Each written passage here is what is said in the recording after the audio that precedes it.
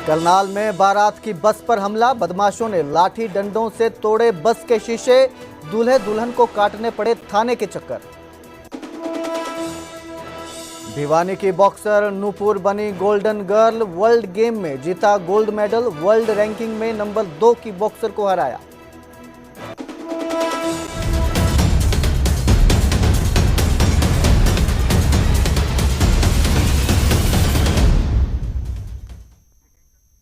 नमस्कार, स्वागत है हरियाणा प्राइम में। मैं कुलदीप भारद्वाज हाजिर हूं देश और प्रदेश की सभी बड़ी खबरों के साथ। बुलेटिन की शुरुआत करेंगे हरियाणा में ईडी की कार्रवाई से। हरियाणा में ईडी की बड़ी कार्रवाई देखने को मिली। रिटायर्ड आईएएस की 14 करोड़ की संपत्ति अटैच की गई। ईडी ने एमएल तायल की प्रॉपर्टी को अटैच किया है। तायल पर आय से अधिक संपत्ति रखने के आरोप है।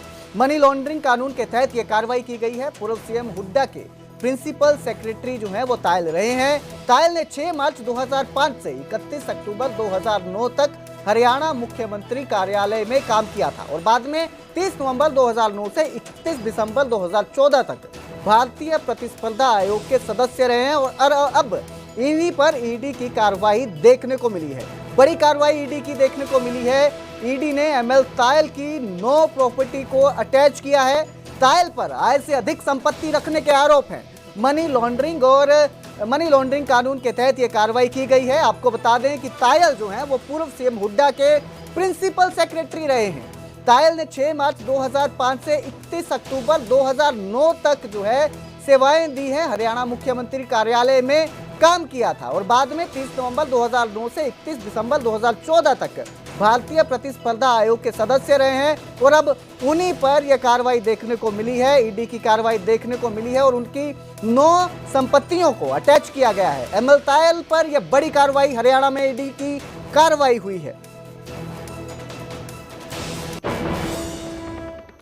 तो उधर चंडीगढ़ में विज को अपने ही विभागों में करप्शन का शक है। 7 जुलाई को सीएम फ्लाइंग के चीफ को उन्होंने पत्र लिखा। बिजली निगम और आरटीए में भ्रष्टाचार की शिकायत के बाद अपने विभागों में औचक निरीक्षण का निर्देश दिया। पकड़े जाने पर दोषियों के खिलाफ कार्रवाई के निर्देश दिए हैं। उन्होंने इसकी पड़ताल के लिए सीएम फ्लाइंग के चीफ को 7 जुलाई को एक लेटर लिखा है। इस लेटर में कहा है कि ऊर्जा विभाग के संबंधित बिजली निगम और ट्रांसपोर्ट डिपार्टमेंट में रीजनल ट्रांसपोर्ट अथॉरिटी आरटीए जिसे हम कहते हैं ऑफिस में भ्रष्टाचार की शिकायतें मिल रही हैं। उन्हें लेटर लिखा है कि जैसे दूसरे विभागों में सीएम फ्लाइंग सरप्राइज इंस्पेक्शन करती है वैसे ही इन विभागों में भी आए इंस्पेक्शन करें। यह भी कहा कि यदि इन विभागों में कोई अधिकारी या कर्मचारी पकड़ा जाता है तो उसके खिलाफ सख्त कार्रवाई की जाए। तो अनिल विज को अपने ही विभागों में भ्रष्टाचार का शक हुआ है, जिसको लेकर इन्होंने ये लेटर लिखा है और सीएम फ्लाइंग स्क्वाड से कहा है कि वो आकर निरीक्षण करें।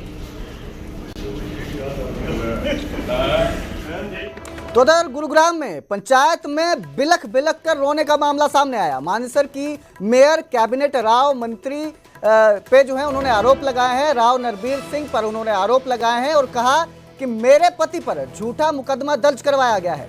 वारदात के वक्त मेरा पति मेरे साथ मौजूद था। मारपीट केस में मेयर के पति राकेश का नाम सामने आया था। पार्षद के भाई के साथ मारपीट हुई थी। मामले में पुलिस राकेश से पूछताछ करना चाहती है। पूछताछ करने के लिए पुलिसकर्मी कल मेयर के घर पहुंचे थे, जिसके लिए हयातपुर गांव में पंचायत बुलाई गई थी। पंचायत के बीच में मानेसर की मेयर डॉक्टर इंद्रजीत यादव ने कई गंभीर आरोप लगाए। गौरतलब है कि पार्षद के भाई के साथ मारपीट हुई थी, जिसमें मेयर के पति राकेश का नाम सामने आया था। पिछले कुछ दिनों से लगभग 1 महीने से हम मेरे बच्चे भी हम घर के बाहर पड़े, लेकिन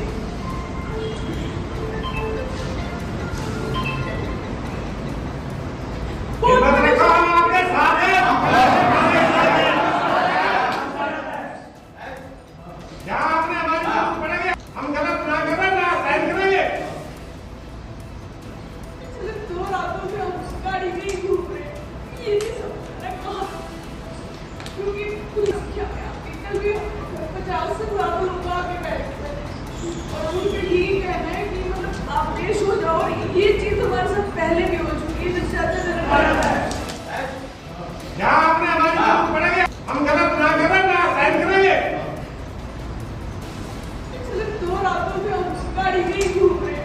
ये नहीं समझ रहा कहाँ, क्योंकि पुलिस क्या है आपकी, कल भी 50 से ज्यादा लोग आगे बैठे हुए हैं। तो सीएम सैनी, आपको बता दें कि इस खबर पर मेरे साथ मेरे सहयोगी धर्मवीर जुड़े हैं। धर्मवीर, ये जो पूरा मामला है इस पे क्या अपडेट है, जो ये आरोप लगाए गए हैं मंत्री राव नरबीर पर? बिल्कुल, देखिए पिछले कई दिनों से मानेसर नगर निगम में डिप्टी मेयर और सीनियर डिप्टी मेयर को लेकर के खींचतान चल रही है और उसमें ये माना जा रहा है कि दो जो बड़े नेता हैं अहिरवाल के राव इंद्रजीत सिंह और राव नरबीर सिंह, उसके खेमे में जो पार्षद बटे हुए हैं वो अलग अलग जगहों पर हैं। पिछले दिनों एक पार्षद के भाई के साथ मारपीट हुई थी। उस मारपीट में यह आरोप लगाया गया था कि जो मानेसर नगर निगम की मेयर है डॉक्टर इंद्रजीत, उसके पति राकेश हयातपुर का हाथ है उस मारपीट में और सीनियर डिप्टी मेयर और डिप्टी मेयर को लेकर के ये के पक्ष में वोटिंग के लिए ही ये मारपीट की गई है। ये मामला गुरुग्राम में दर्ज किया गया था। उसके बाद गुरुग्राम पुलिस ने 2 बार राकेश को एक तरह से नोटिस भेजे थे कि वो जांच में शामिल हो, लेकिन वो जांच में शामिल नहीं हुए। तो कल गुरुग्राम पुलिस जो है उनके घर पहुंची थी उनसे पूछताछ करने के लिए, लेकिन वहां पर राकेश हयातपुर मिले नहीं, जो कि मानेसर नगर निगम मेयर जो डॉक्टर इंद्रजीत है उसके पति हैं, वो वहां नहीं पहुंचे। उसके बाद शाम को पंचायत हुई। तो इस पंचायत में जो डॉक्टर इंद्रजीत है, जो मेयर है मानेसर नगर निगम की, उसने ये आरोप लगाए कि ये सारी कार्रवाई जो है राव नरबीर सिंह के कहने पर, उनके इशारे पर की जा रही है। लेकिन आज जब हमने राव नरबीर सिंह से बात की तो उनका सीधे तौर पर कहना था कि उनका इस घटना से कोई लेना देना नहीं है। जिस परिवार के साथ मारपीट हुई उस परिवार ने मामला दर्ज करवाया है, कानून अपना काम कर रहा है। और साथ ही उन्होंने ये भी कहा कि जो राकेश हयातपुर है, जो कि मानेसर नगर निगम मेयर के पति हैं, उन पे पहले भी आपराधिक मामले दर्ज हैं।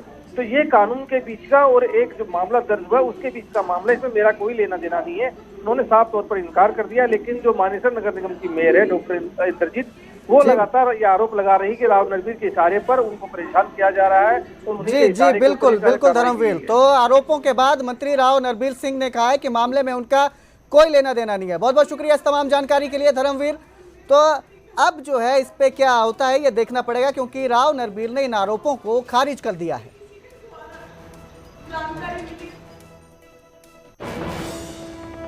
तो सीएम सैनी ने वनतारा का दौरा किया। जामनगर में वनतारा एनिमल रेस्क्यू सेंटर का दौरा किया उनके साथ।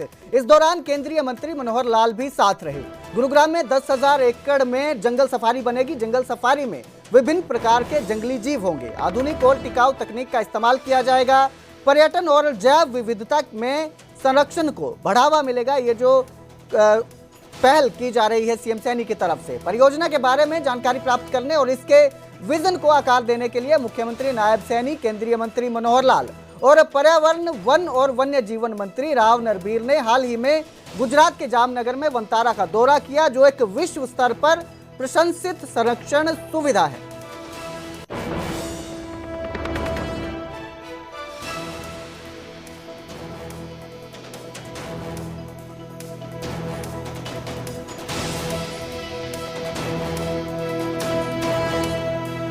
तो सीएम सैनी ने वनतारा का दौरा किया। गुजरात में वनतारा का दौरा किया। जामनगर में ये है जहां पर वो गए थे। इस दौरान उनके साथ केंद्रीय मंत्री मनोहर लाल भी साथ रहे। आपको बता दें कि हरियाणा में जो है वो विश्व की एक जंगल सफारी बनने वाली है, जिसको लेकर वो वनतारा गए थे। यहाँ पर आधुनिक और टिकाऊ तकनीक का इस्तेमाल होगा। पर्यटन और जैव विविधता के संरक्षण को बढ़ावा मिलेगा इस परियोजना से। इसी परियोजना के लिए जानकारी प्राप्त करने के लिए, इसको आकार देने के लिए मुख्यमंत्री नायब सिंह सैनी, केंद्रीय मंत्री मनोहर लाल और पर्यावरण, वन और वन्य जीव मंत्री राव नरबीर ने हाल ही में गुजरात जामनगर में वनतारा का दौरा किया, जो एक विश्व स्तर पर प्रशंसित संरक्षण सुविधा है, जहां का इन्होंने दौरा किया। और जो जंगल सफारी बनाई जाने वाली है उसको लेकर विजन और आकार देने को लेकर ये इनका दौरा था।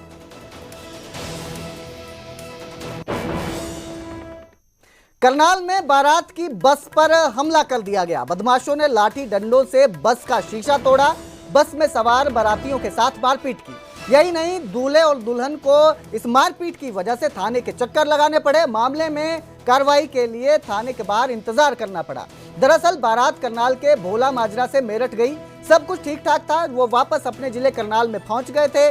करनाल की शुगर मिल के पास बस को रोका गया। किसी को फ्रेश होना था तो किसी ने पानी पीना था, लेकिन उसी के पास शराब का ठेका था, जहां कुछ युवक खड़े थे। उनके साथ कहासुनी हुई और वो बारात की बस में बैठे। वहीं पर कुछ बाइक सवार युवक आधमके और बस पर लाठी डंडों से हमला कर दिया, जिसके बाद पूरी बारात के साथ दूल्हा दुल्हन जो है उन्हें थाने के चक्कर काटने पड़े।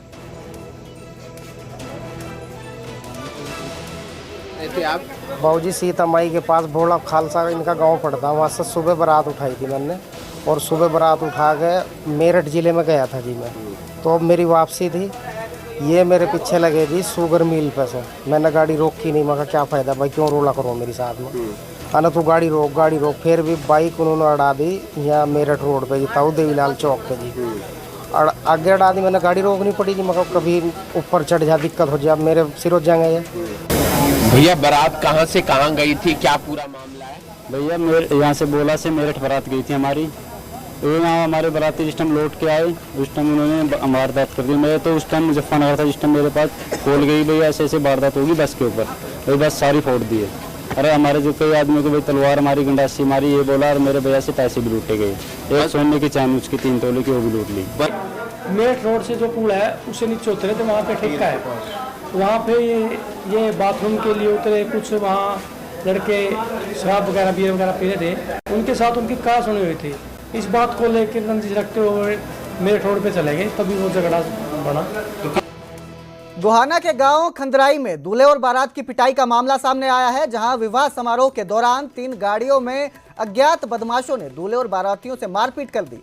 वहां मौजूद लोगों ने दूल्हे को किसी तरह बचाया, लेकिन हमले में दूल्हे के भाई और कई बाराती जख्मी हो गए, जिन्हें घायल हालत में गोहाना के सरकारी हॉस्पिटल में भर्ती करवाया गया। हमले की सूचना मिलने पर दुल्हन के घरवाले और दुल्हन अस्पताल पहुंचे। वहीं पर शादी की रस्में पूरी हुई और अस्पताल से ही दुल्हन की विदाई हुई।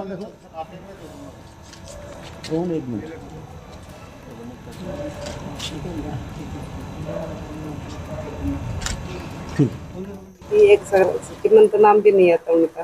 3 गाड़ी थी, उन्होंने 50 हमला कर दिया। कम से कम भी 30 आदमी था जी, उन्हें सारा चोट 30 आदमी आगे 30 आदमी उनके सारा की चोट मार गए।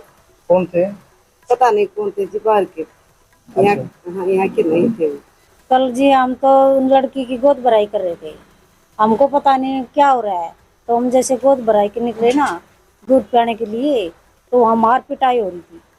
भाभी ने भी सबकी फेंक दिया, वही मार दिए, दूल्हा मार दिया।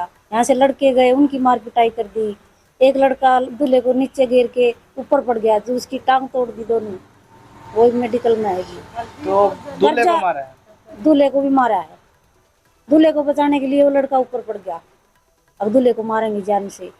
बारात यहाँ आने के बाद लाठी और डंडों से हमला कर दिया, चाहे लेडीज हो चाहे कुछ भी हो, सबको मैं ले लिया।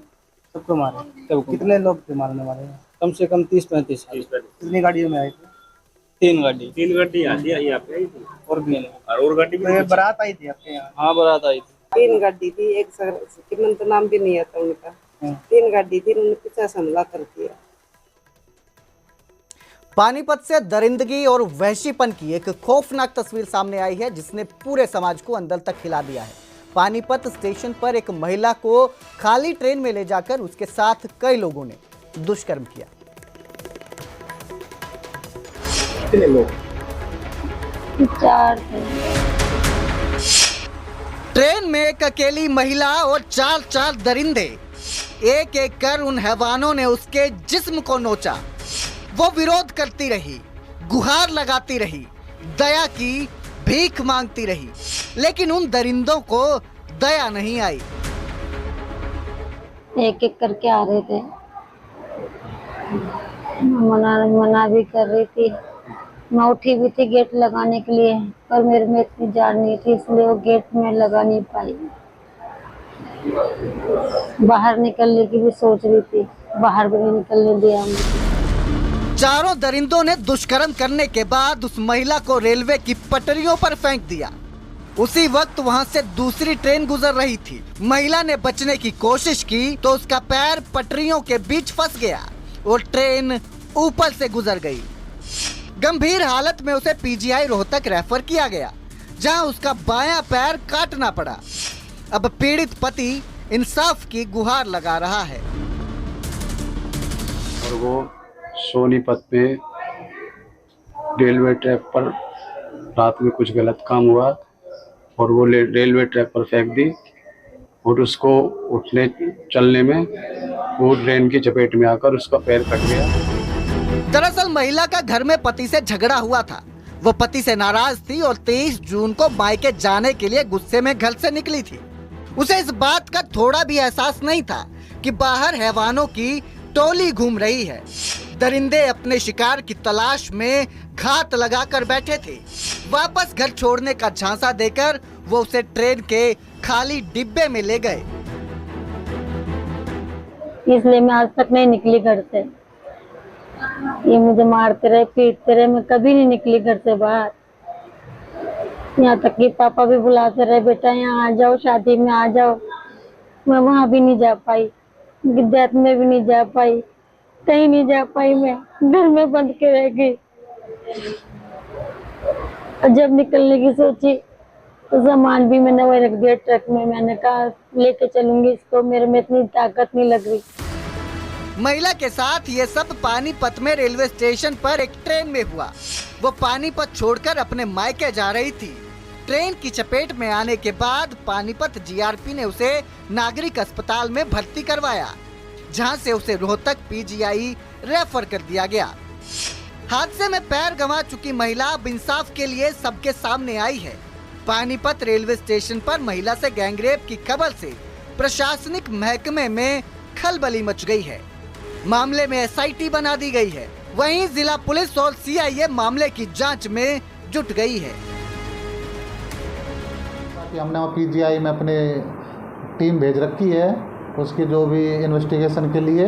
और रही जीआरपी पानीपत की बात, तो हम उसकी फुटेज वगैरह सारी चेक कर रहे हैं। उस आई है नहीं आई वो उसके बाद ही पता चलेगी। पुलिस की टीम पीड़ित का बयान लेने रोहतक पीजीआई भी पहुंची, जहां महिला का इलाज चल रहा है।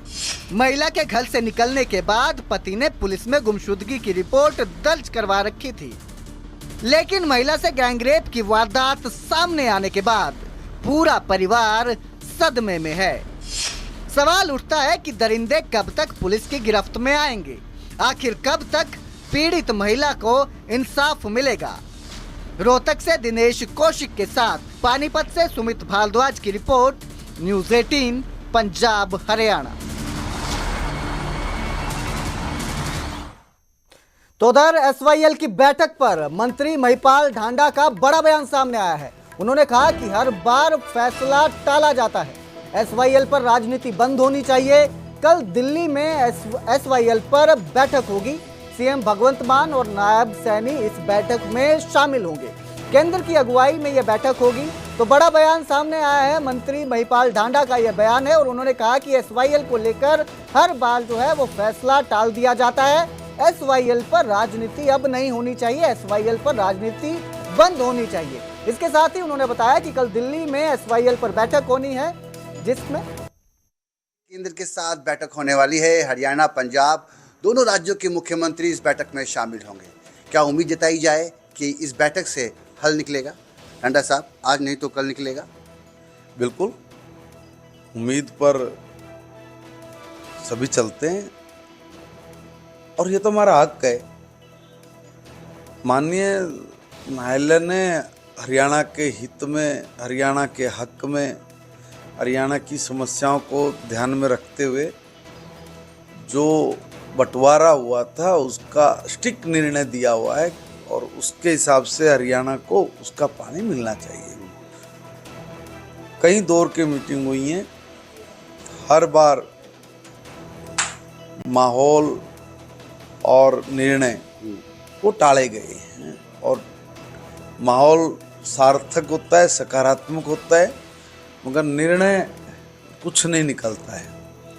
मैं चाहूँगा कि भाई इस बार बहुत सकारात्मक माहौल में निर्णय हो और निर्णय ये कि जो हरियाणा का पानी है उसको मिले। और मैं ये भी चाहूँगा कि भाई कब तक हम लोग इसके ऊपर सियासत करते रहेंगे? क्या पंजाब में पंजाब ISL कह रहा है। मैं ये पूछना चाहता हूँ कि अभी पंजाब में क्या नेता MP MLA खाली इस कारण बनते हैं कि भाई आप अपने छोटे भाई को सताओ, उसको पीड़ा दो, उसका हक उसको मत दो? तभी आप जिंदा रहोगे या आपकी दल जीता रहेंगे। क्यों ना आप सकारात्मक माहौल में अच्छा फैसला लेते कि भाई ठीक है, ये उनका हक है, ये इनका हक है, जेन्युइन संविधान के अनुरूप बात हो ताकि किसी को भी कोई कठिनाई ना हो। मुझे लगता है कि भी कहीं ऐसा तो नहीं कि भी ये पॉलिटिकल दल निर्णय लेने में डरते हो कि भाई पता नहीं क्या होगा। देखिए, निर्णय सबको पता है कि भाई पानी हरियाणा का है, निर्णय पानी उनको मिलना चाहिए, देना नहीं देना इसके बीच में वहाँ की राजनीति चलती है, जबकि राजनीति संविधान के अनुसार और नियमानुसार होना चाहिए। नियमानुसार और संविधान के अनुसार इस मीटिंग में पानी हरियाणा को मिल जाए, इस उम्मीद के साथ हम अपने हक की बात कल हमारे मुख्यमंत्री जी बाकी सब लोग बैठ के करने वाले हैं। एक सवाल पूछना। और अब बात करेंगे फरीदाबाद की, जहां दहेज के लिए विवाहिता की हत्या कर दी गई। शव को जलाने के लिए ससुराल वाले जो थे वो तैयार थे, लेकिन परिजनों ने ससुराल वालों पर गंभीर आरोप लगा दिए। यूपी के हाथरस की रहने वाली ये युवती थी। 2020 में फरीदाबाद में युवक से शादी हुई थी। शादी के बाद से ही दहेज के लिए मारपीट शुरू हुई। ये आरोप हैं जो परिजन हैं उनके, जिसके बाद युवती की हत्या कर दी गई। ये आरोप है परिजनों का आरोप है कि ससुराल पक्ष ने उसकी हत्या कर दी और उसके बाद उसके शव को जलाने की तैयारी में थे।